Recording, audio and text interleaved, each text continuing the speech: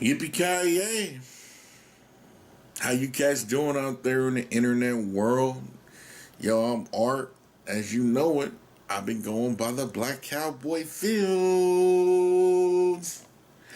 Coming at you with another installment of Room 101, where we are analyzing my philosophy with your philosophy, trying to come to a better understanding of our current position in the state of now, so we can plan in the moment of now, navigate to the future, avoiding the mistakes of the past. Is it possible? Is it too late? Do we need a divine intervention?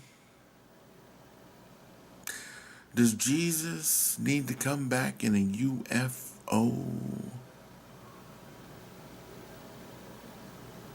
and tell us what's up?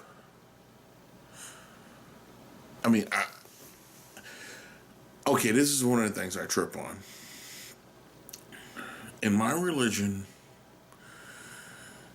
Jesus is supposed to descend from the heavens. Now, if he's descending from the heavens, that brother must be in a UFO. That's all I gotta say. Jesus alien, nigga. Ooh.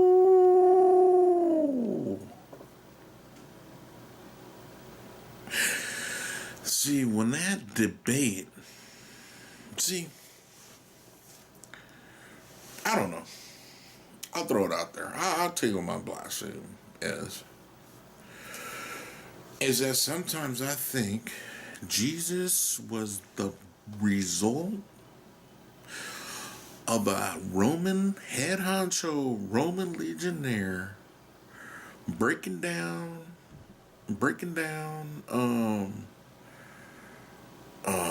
just they're giving virgins straight up. It's like, yo, I'm a Roman super general, motherfucker. Show me the bitches. Next thing you know, Mary is brought in, and 9 months later, we got Jesus. So Jesus is trying to combine this Roman Jewish empire. He's part Roman, part Jewish.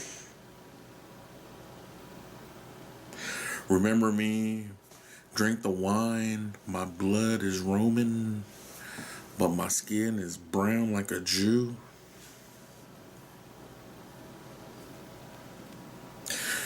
I don't know.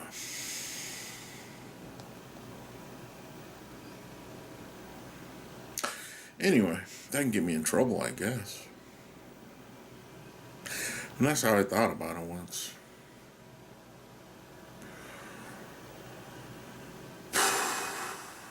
Anyway, I got my brainwashing cap back on, so I don't think about this stuff anymore. I just let it go. I mean, does it really necessarily have to be a virgin birth for the words of Christ to make sense to the individual listening to them? For instance, does the parable on the Sermon on the Mount, or the statements produced by Jesus on the Sermon on the Mount, need deification to be carried out by the hearts of men?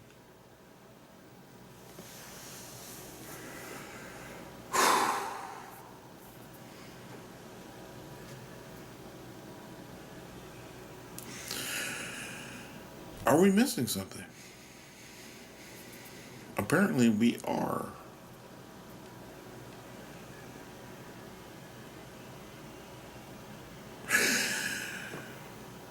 Anyway,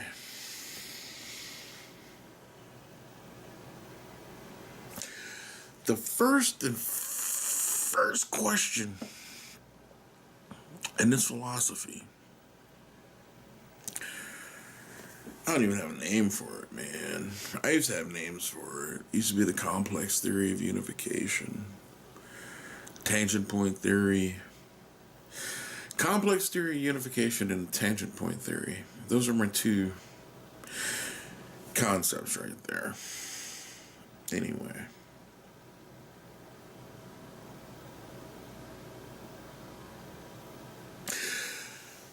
See, right now, my school of thought is becoming fashionable again. I think. I don't know. I saw this. This article on the internet on Facebook. One of my friends who's an atheist posted. One of my friends who's an atheist posted a meme that said, or posted an article that said that the daughter of Billy Graham believes that 9/11 was produced in the United States as punishment by God. I can really, I can accept that argument, which is crazy, but I don't know. It's like, no, I do know. I mean, I know, for instance, here goes the thought pattern for you to follow. Okay. 425, the Roman Empire falls. Chaos or something occurs in Europe. Something's going on in Europe. Okay. The faith begins to be lost. Christian faith begins to be lost with the Visigoths, the Vandals, the Visigoths? I don't know. The Vandals. Who are they? The Huns? I don't know. Around 400 AD, Rome gets sacked. Christianity becomes some wild pagan thing again. God raises up Muslims, lowers down Christianity. The Muslims rise up, the Christians lower. Now, the crazy thing is,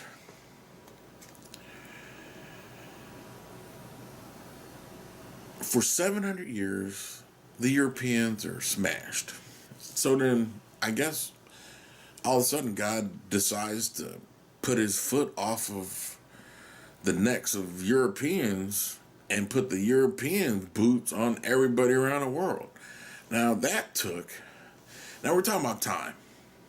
So from Muhammad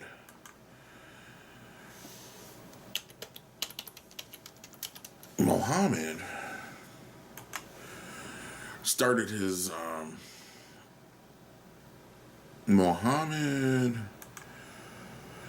the Holy Prophet, was around 600 CE, Common Era. We're going to go with Common Era.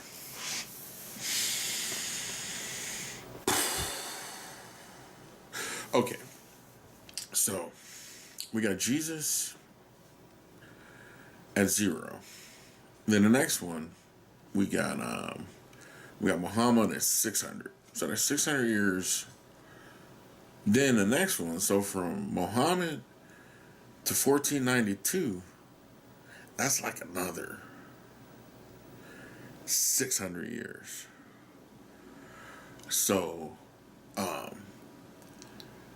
anyway, there's this ebb and flow beginning.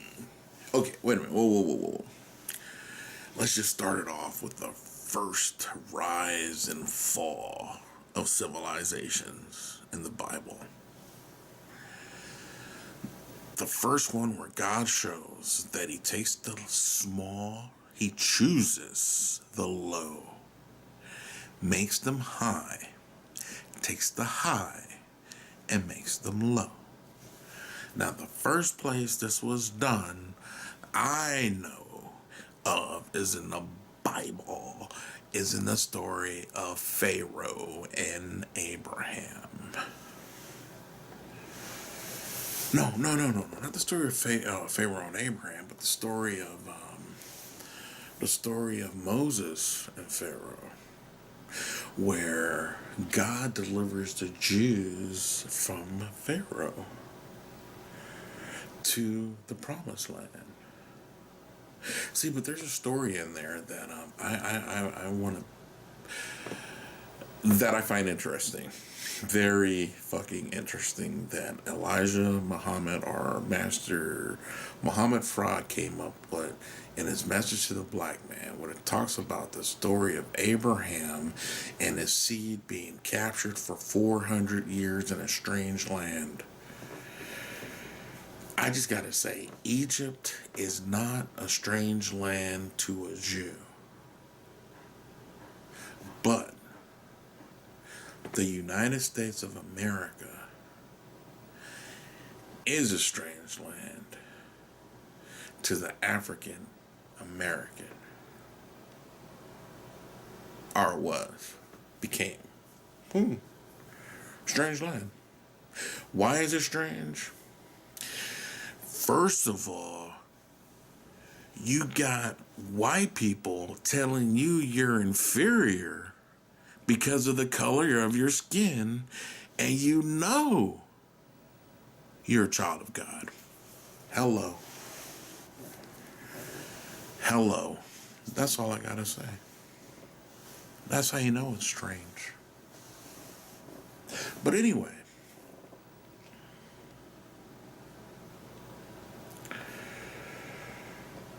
second, to go back to my premise, how God works with a Leviathan.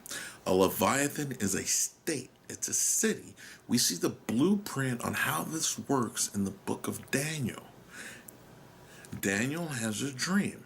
No, Daniel doesn't have a dream, but the king Nebuchadnezzar, the ruler of Babylon, has his dream where it discusses a statue, and upon the statue has different traits of different kingdoms of ancient world. Now, before these kingdoms of the ancient world, there was kingdoms. For instance, in this dream that Nebuchadnezzar has, he's gold head. But in a time frame, Egyptians exist before him. So therefore, if his standard, Nebuchadnezzar's standard, is its gold standard, what standard was the Egyptian empire that existed before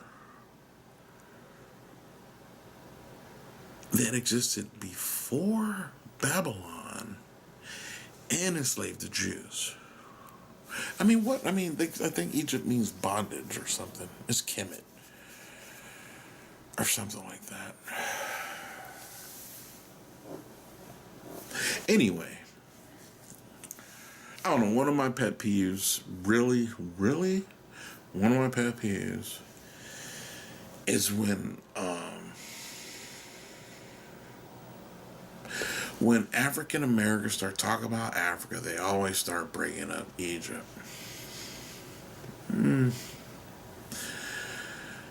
I don't think I'm from Egypt. I'm from West Africa. Not East Africa. I'm a West African. I mean, I don't think that's where I'm from. And so this is where the stigmatism of slavery comes in for me, is that when I look at Africa, it's like, I don't know what part of Africa I'm from. It's like, I can take an educated guess. West Africa. But how intense was that slave trade going on the continent? I mean, how deep did the slave trade penetrate the continent of Africa in order to generate 10 million slaves?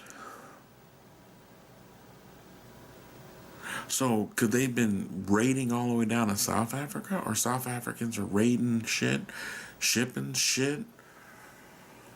I don't know. Anyway, stigmatism and slavery. I don't know where I'm from. So since I don't know where I'm from, that far back in time, I'm going to have to stop and say I'm an American, That's my reasoning. But what if I found out where my ancestors were in Africa? I really don't care. I know where my European ancestors are. I know where my Cherokee ancestors are. Anyway, stigmatism and slavery. I don't know. Because, see, I started asking cats where they're from, and they're like, they don't know. And that's like when you start talking to people, when you know, I don't know, they don't know where they're from. None of us knows where we're from. That's a shared experience of being an American. But the stigma of slavery comes back in. See, like, okay, like for instance, like a lot of European thugs came over here to the New World. Penitentiary farmers, penitentiary plantations that were run by penitentiary, like Georgia. So it's like, where are the ancestors of those criminals running around at? I mean, and you wonder how you keep the African, the decent upright citizen. See, that's the whole thing. The reason I know it's peaceful, because of the interaction between West African and Islam. Or am I missing that history right there? What is that interaction? I know Mansa Musa, this king in West Africa, goes over to, he accepts Islam, does a Hajj, and bankrupts the whole gold standard in the known fucking universe. That's how much cash this guy had from West Africa. And it's like, whoa. And it's like, it was a peaceful, like, it's like, why? Why do Muslims have to take the sword? Why do Muslims have to take the sword to Europeans? And not to North Africans and Berbers and Norm and all that shit. You know what I'm saying? But then the Christians put the whammy on Africans and sent them into slavery. I mean, wow. We're in the belly of the beast. We're in the belly of the beast.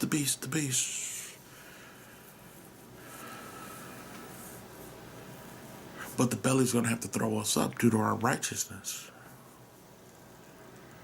After 400 years of being in a strange land, then 100 years of second-class citizenship, you can't stop us, yo. So fuck your reparations. That's what I'm saying. Fuck reparations. Gonna get mine. Don't need the reparations, homie. It's y'all motherfuckers that been needing shit, needing free labor and shit to come up. Just gotta flip the script. Gotta look at this shit how it really is. Forcing happy, free people to do work for you because you don't know what the fuck to do. It's easy to do that shit. Stick them up, and it's like, huh? Interesting. I mean, in West Africa, there was a couple of civilizations. Songhai, Ghana, Mali. They say Timbuktu was one of the most beautiful, scholarly places that the world has ever developed. I want to go there one day. Timbuktu. Anyway, stigmatism and slavery, post-traumatic slave stress syndrome. Post-traumatic slave syndrome by Dr. Joy DeGruy. It's kind of a more detailed understanding of the stigmatism of slavery that most people of African American descent could experience.